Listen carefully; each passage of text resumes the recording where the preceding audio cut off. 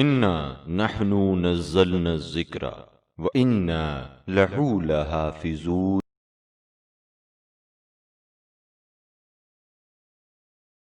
اعوذ باللہ من الشیطان الرجیم، بسم اللہ الرحمن الرحیم۔ افوض امری اللہ ان اللہ بصیر بالعباد۔ الصلاة والسلام علی محمد النبی الرحمہ وعطرتہ الطیبین الطاہرین۔ اللہم صل علی محمد وآل محمد وعجل فرجہم۔ تمام حمد و ثنا، تمام ستائش اس پروردگار عالم کے لیے ہے جو رحمان بھی ہے، رحیم بھی ہے، کریم بھی ہے اور غفور بھی ہے۔ وہ خالق کائنات اپنے بندوں پہ بے انتہا مہربان۔ قرآن کریم کی سورہ روم آیت نمبر 45 میں ارشاد فرماتا ہے لِيَجْزِيَ الَّذِينَ آمَنُوا وَعَمِلُوا الصَّالِحَاتِ مِن فَضْلِهِ، تاکہ اللہ ایمان لانے والوں اور نیک عمل انجام دینے والوں کو اپنے فضل سے جزا عنایت فرمائے۔ یعنی جزا اور ثواب اللہ کے فضل و کرم کی وجہ سے ملتا ہے، ورنہ ہم اس کے مملوک اور مخلوق ہیں۔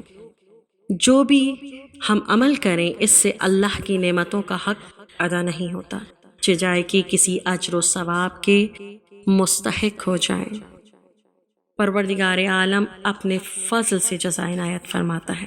اور خاتم النبیین رحمت للعالمین نبی فرماتے ہیں کہ اگر کوئی شخص پیدا ہونے کے بعد دنیا سے بوڑھا ہو کر مرنے کے دن تک منہ کے بل اطاعت الہی میں کھینچا جائے، پھر بھی اسے وہ بروز قیامت حقیر سمجھے گا اور خواہش کرے گا کہ اسے دوبارہ دنیا میں بھیج دیا جائے تاکہ وہ مزید اجر و ثواب کو حاصل کرے۔ اللہ اکبر۔ قابل غور و فکر ہے رسول خدا کا یہ فرمان کہ اگر کوئی شخص پیدا ہونے کے دن کے بوڑھا ہو کے مرنے تک منہ کے بل اطاعت الہی میں کھینچا جائے تو پھر بھی وہ اسے بروز قیامت حقیر سمجھے گا۔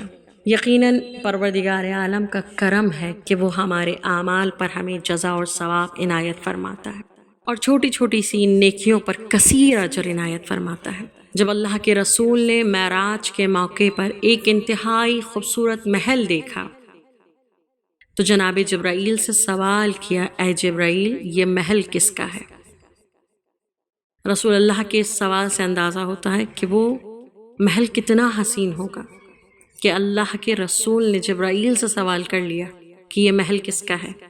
تو جناب جبرائیل نے جواب دیا، اے اللہ کے رسول یہ محل ان لوگوں کے لیے ہے جو زندگی میں ہمیشہ اچھی بات کریں، سال بھر روزہ رکھیں، زندگی کی ہر رات عبادت میں بسر کریں اور تمام مخلوق کو کھانا کھلائیں۔ یقیناً ان چاروں باتوں کو سن کر آپ کے ذہن میں سوال یہ پیدا ہوا ہوگا کہ یہ تو بہت مشکل کام ہے، کون اس طرح زندگی گزار سکتا ہے، کون ان کاموں کو انجام دے سکتا ہے؟ اللہ کے رسول نے بھی جناب جبرائیل سے فرمایا تھا کہ ایسا کرنا تو بہت مشکل ہے۔ تو جناب جبرائیل نے فرمایا، اے اللہ کے نبی، جس نے دن کی ابتدا اور رات کی ابتدا تسبیحات اربع سبحان اللہ والحمد للہ ولا الہ الا اللہ واللہ اکبر سے کی ہوگی، اس کو ہمیشہ اچھی بات کرنے والا لکھا جائے گا۔ اللہ اکبر۔ دن کی ابتدا اور رات کی ابتدا تسبیحات اربع سے، تو اس تسبیح کی بے انتہا فضیلت ہے کہ حضرت امام حسن علیہ السلام سے منقول ہے کہ یہودیوں کی ایک جماعت خدمت رسول میں آئی اور ان کے عالم نے چند مسائل کا رسول خدا سے جواب و ثواب پایا اور وہ سب کے سب ایمان لے آئے۔ ان مسائل میں سے ایک سوال یہ تھا کہ تعمیر کعبہ کے وقت خدا نے جو کلمات حضرت ابراہیم کو تعلیم فرمائے تھے وہ کیا تھے؟ تو نبی کریم نے فرمایا ان میں سے ایک کلمہ یہ تھا، سبحان اللہ والحمد للہ ولا الہ الا اللہ واللہ اکبر۔ یہودی نے سوال کیا کہ جو ان کلمات کو پڑھے اسے کیا ثواب ملے گا؟ تو رسول خدا صلی اللہ علیہ وسلم نے ارشاد فرمایا کہ جب تسبیح پڑھنے والا سبحان اللہ کہتا ہے تو زیر عرش فرشتے بھی سبحان اللہ کہتے ہیں اور پڑھنے والے کو 10 گنا ثواب ملتا ہے، اور جب کلمہ الحمدللہ کہتا ہے تو حق تعالیٰ نعیم دنیا اور آخرت عطا فرماتا ہے۔ یہ وہ کلمہ ہے کہ اہل بہشت داخل بہشت ہوں گے تو ان کی زبانوں پر یہی کلمہ جاری ہوگا، کیونکہ وہ اس کو دنیا میں پڑھا کرتے تھے۔ اور جب وہ لا الہ الا اللہ کہتا ہے تو خداوند عالم ارشاد فرماتا ہے کہ اس بندے کو اس کلمے کی جزا میں بہشت عطا فرماتا ہوں، کیونکہ حل جزاء الاحسان الا الاحسان۔ جب یہودی عالم نے یہ سنا تو اس نے حضرت کی تصدیق کرتے ہوئے کہا، اے محمد آپ نے سچ فرمایا۔ اس قدر اجر و ثواب ہے تسبیحات اربع کا۔ اور یہاں جناب جبرائیل فرما رہے ہیں کہ یا رسول اللہ، اچھی بات کرنے والوں میں کون شامل ہوگا؟ جس نے دن کی ابتدا اور رات کی ابتدا تسبیحات اربع سے کی ہو۔ پھر دوسری چیز تھی سال بھر روزے رکھے۔ تو جناب جبرائیل کہتے ہیں یا رسول اللہ، جو ہر مہینے 3 روزے رکھے اسے پورے سال روزے رکھنے والا لکھا جائے گا۔ اللہ اکبر۔ پھر تیسری بات کیا تھی؟ کہ زندگی کی ہر رات عبادت میں بسر کرے۔ رسول خدا صلی اللہ علیہ وسلم سے جناب جبرائیل کہتے ہیں کہ اے اللہ کے رسول، جو نماز شب پڑھے گا، نماز شب پڑھنے والوں کو پوری رات عبادت میں بسر کرنے والا لکھا جائے گا۔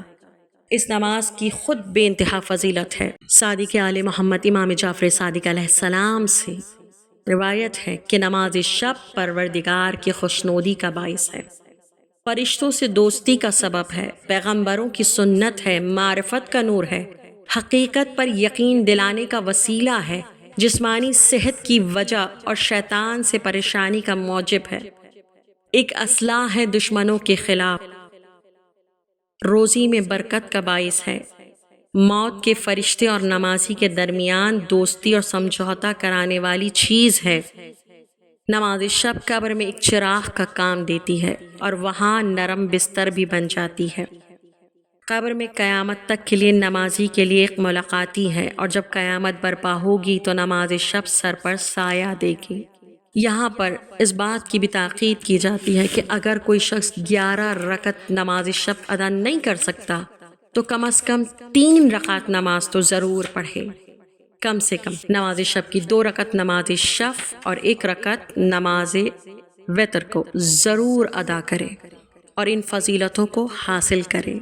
تیسری چیز جو بیان کی گئی تھی، زندگی کی ہر رات عبادت میں بسر کرے، تو جناب جبرائیل نے کہا یا رسول اللہ، نماز شب پڑھنے والوں کو پوری رات عبادت میں بسر کرنے والا لکھا جائے گا۔ اب چوتھی چیز، تمام مخلوق کو کھانا کھلانا۔ یقیناً یہ کسی کے لیے آسان اور ممکن نہیں ہے کہ وہ تمام مخلوق خدا کو کھانا کھلائے۔ رسول خدا سے جناب جبرائیل کہتے ہیں کہ یا رسول اللہ، رزق حلال کما کر اپنی اولاد کو کھلانے والا ایسا ہے جیسے وہ تمام مخلوق کو کھانا کھلا رہا۔ اللہ اکبر۔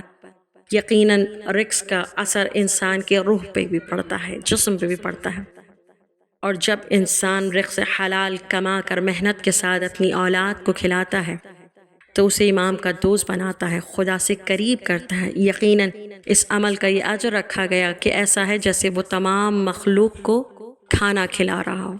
خداوند عالم سے دعا گو ہیں کہ محمد اور آل محمد کے صدقے ہمیں توفیق عنایت فرمائیں کہ ہم ان چاروں باتوں پر عمل کریں اور خدا کے قرب کو حاصل کر لیں، اور پروردگار عالم محمد اور آل محمد کے صدقے سے ہمیں ان عوامل کو انجام دینے کی توفیق عنایت فرمائے، اور ہمارے کرداروں کو ایسا بنا دے جو تعجیل ظہور امام زمانہ میں ہمارے مددگار بن جائیں، اور محمد اور آل محمد کے صدقے سے امام زمانہ علیہ السلام کی سچی محبت کو ہمارے دلوں میں جلوہ گر فرمائے۔